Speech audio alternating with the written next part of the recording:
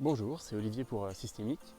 J'espère que tu vas bien. Aujourd'hui dans cette petite vidéo, on se retrouve pour trois petits points sur comment progresser en sport. Alors c'est en sport, mais de façon générale en fait. Voilà, le bricolage ça marche aussi, ou toute activité manuelle.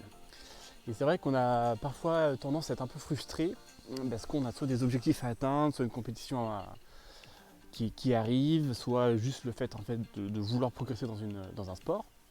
Et on est un peu frustré parce qu'on stagne ou voilà, on n'avance pas aussi vite qu'on voudrait. Et c'est un peu frustrant parce qu'on se dit bon, je fais quand même beaucoup d'efforts, j'ai pas les résultats que je voudrais. Et c'est pour ça que dans cette vidéo, j'aimerais te donner des petits points pour t'aider à progresser, tout simplement. Voilà. Alors, il y a trois petits points et le premier est évident. Les deux autres vont être très intéressants, surtout le troisième. Voilà, donc je t'invite à rester jusqu'à la fin de la vidéo pour avoir le troisième qui est assez intéressant. Le premier, c'est tout simplement l'entraînement. Jusque-là, je ne veux pas m'attarder dessus. Évidemment que si tu veux être bon en progresser dans n'importe quel sport ou n'importe quelle activité, il faut s'entraîner, il faut travailler, il faut passer du temps. Ça, tout le monde est d'accord, il n'y a pas de débat là-dessus. Le débat, le deuxième, un peu plus intéressant, c'est la respiration.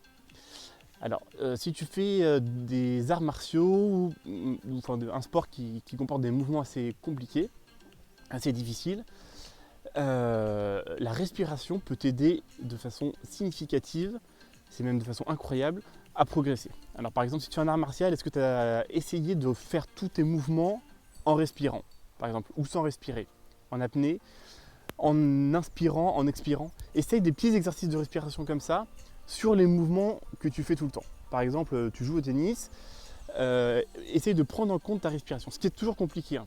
Comme le sport demande au cerveau de vraiment toute l'activité, ça demande beaucoup d'efforts et de concentration de réaliser un mouvement complexe, tu vas avoir tendance en fait à ne pas penser à ta respiration. Et c'est ça le gros problème, c'est que c'est justement cette respiration qui te donne déjà l'énergie pour faire ce mouvement, mais surtout si tu arrives à expirer ou inspirer pendant et de façon continue, et ben ça va tout simplement t'aider à réaliser ce mouvement, surtout s'il est complexe. Voilà, ça c'était donc c'était le deuxième point.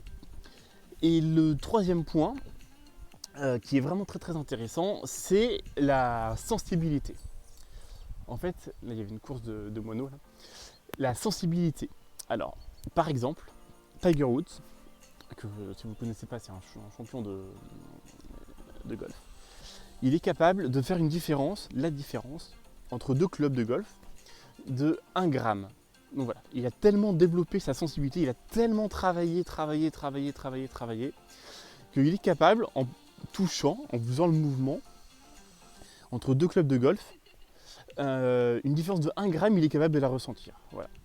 Et en fait, ce qu'il va te falloir pour progresser dans ton domaine, d'être en activité, ou même en fait c'est très très large, hein, c'est pas que le sport ou les activités, et ben il va te falloir développer ta sensibilité. Qu'est-ce qu'un bon médecin? C'est quelqu'un qui arrive à sentir, arrive à déceler tout de suite la maladie chez son patient, ou n'importe quel boulot en fait. Le boulot, c'est la sensibilité qui va te permettre de progresser et d'être plus conscient en fait, voilà, d'être plus conscient des choses, et donc c'est comme ça que tu vas être meilleur dans ton domaine.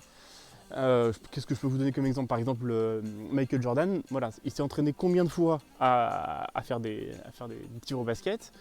Et ben, c'est la sensibilité avec laquelle il donne en fait une impulsion à la balle qui lui permet de réussir presque à tous les coups ses paniers.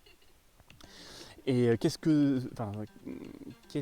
c'est qu'un tir de basket si ce n'est de la sensibilité? C'est-à-dire la force avec laquelle il faut envoyer le ballon, ni trop fort, ni trop faible, dans la bonne direction et avec la bonne force.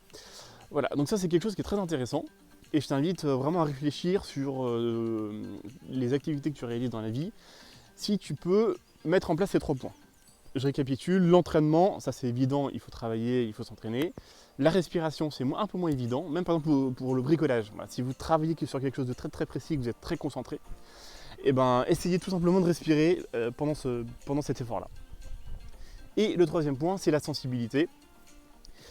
Voilà. Essayez de conscientiser là où il vous manque un peu des sensibilités par rapport par rapport à l'action, l'activité ou le sport que vous êtes en train de réaliser. Voilà, c'était Olivier pour Systémique.